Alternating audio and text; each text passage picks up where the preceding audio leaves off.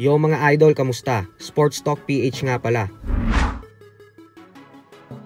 Ang plano kay Jimwell, pag-usapan natin yan mga idol. Ngunit bago ang lahat ay huwag kakalimutang mag-subscribe at i-click ang notification bell button for more sports talk.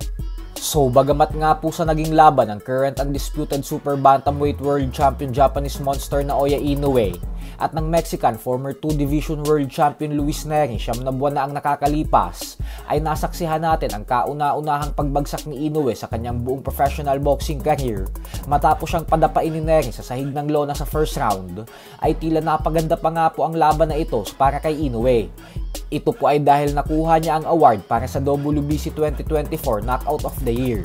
Kahit naman po kasi bumagsak si Inoue sa laban na ito, ay nagawa niya pa ding makabawi at agad niya ding pinatumba ang Meksikano sa second round. At magmula nun ay wala nang nagawa pa si Luis Nery sa buong laban, hanggang sa tuluyan niya nang itong tinapos via 6-round knockout. Ganun pa man nga po ay ayon naman kay Inoue ay hindi niya daw pinapansin yung pagbagsak niya sa first round.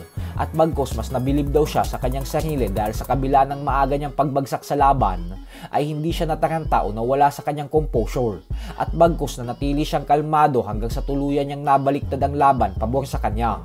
Paliwanag ni Inoue na madami daw kasing malakas na boksingero na kapag natutumba ay natataranta na at hindi na alam ang gagawin dahil hindi sila sanay na bumabagsak at nalalamangan sa scorecards, kagaya na lang kay Errol Spence Jr.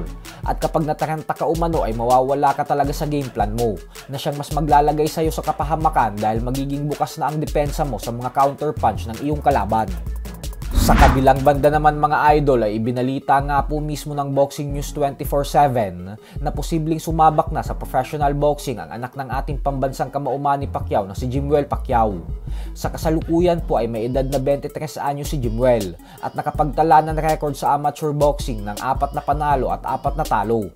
Ayon naman sa naging interview sa trainer ni Jimwell na si Coach Marvin Sumodio ng WBN, ay araw-araw umanong nag-e-ensayo si Jimwell. Wala daw pinagkaiba sa mga professional boxers. Umaasa daw sila na sana ay mabigyan na ulit ng laban si Pacquiao Jr. Pero ang pinakamahalaga umano sa lahat ay araw-araw mas gumagaling na si Jimwell. Dagdag pa ni Coach Marvin na ang pagiging professional boxer umano balang araw ay ang siyang plano nila para kay Jimwell.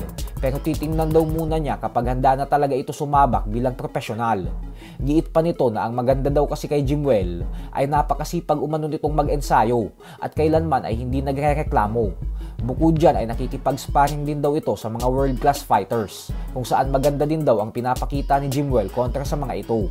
Magdedepende daw ang future ni Jimwell sa mga ipapakita nitong performance sa oras na tumungtong na ito sa professional boxing.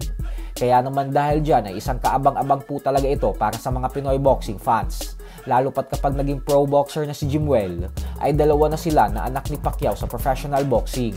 Alam naman po kasi nating lahat na si Eman Bacosa ay nauna ng sumampa, kung saan sa kasalukuyan ay may napakalinis itong undefeated record na 5 wins with 4 knockouts at walang talo. So hanggang dito na lang po muna tayo mga idol.